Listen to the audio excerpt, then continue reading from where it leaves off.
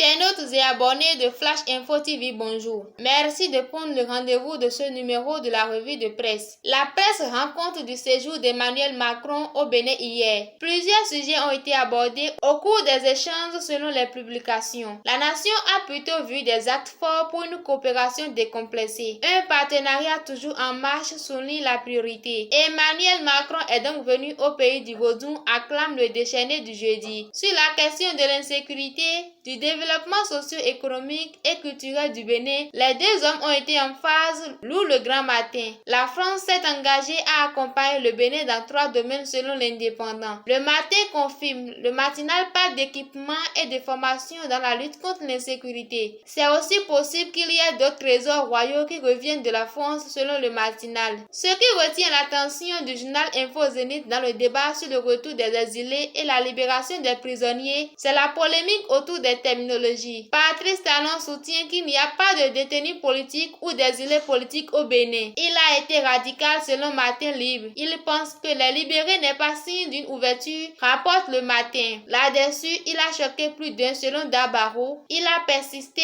et signé à remarquer notre époque. C'est Yahi qui doit se sentir floué, sourit Matin Libre. Hier, une trentaine de personnes détenues dans le cadre des violences électorales passées ont été libérées selon Info Zénith. Le Grand Matin propose leur liste, ce qui a permis à l'affiche du jour de constater qu'elles sont proches du parti Les Démocrates. Dynamisme Info se demande si c'était prévu ou c'est une coïncidence avec le passage du président français. C'est pour contenter Macron, tranche le Béninois libéré. D'ailleurs, les cas à Yvon et Mandougou ont été évoqués sur l'éventualité d'une grâce à leur endroit selon l'affiche du jour. Et Patrice Talon a donc tranché. Ils ne sont pas des détenus politiques, constate l'Indépendant. Mais il n'a pas exclu l'éventualité d'une grâce ou d'une amnistie, relève le Matin. En tout cas, plus de 70 députés français ont alerté sur le cas, reprend Matin Libre. Il n'y a pas eu que des acteurs ou activistes politiques qui aient été libérés hier. Des douaniers aussi, informe le Télégramme. En dépit de tout, il y a eu conseil des ministres hier, nous souffre Info Zénith. Le journal publie l'intégralité des décisions prises à l'occasion par le gouvernement sur les dossiers abordés. Il y a par exemple soutien à la nation, le retour à une expertise internationale, désormais pour le contrôle de la qualité des produits importés au Bénin. C'est à cause de la défaillance des structures nationales,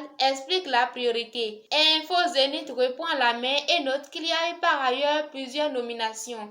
4 au total selon le Télégramme. Dans 2 ministères complètent la priorité. Un autre sujet assez important, le marché d'Antokpa sera bientôt fermé selon l'affiche du jour. Le gouvernement veut travailler à la mise en œuvre de son projet de désengorger ce lieu d'échanges commerciaux. L'explosion d'un véhicule militaire a fait plusieurs morts selon Dabaro. Le journal nous apprend que c'est arrivé à Kandi entre le lundi et le mardi dernier. Fin de cette revue de presse. Merci de nous avoir suivis et à très bientôt.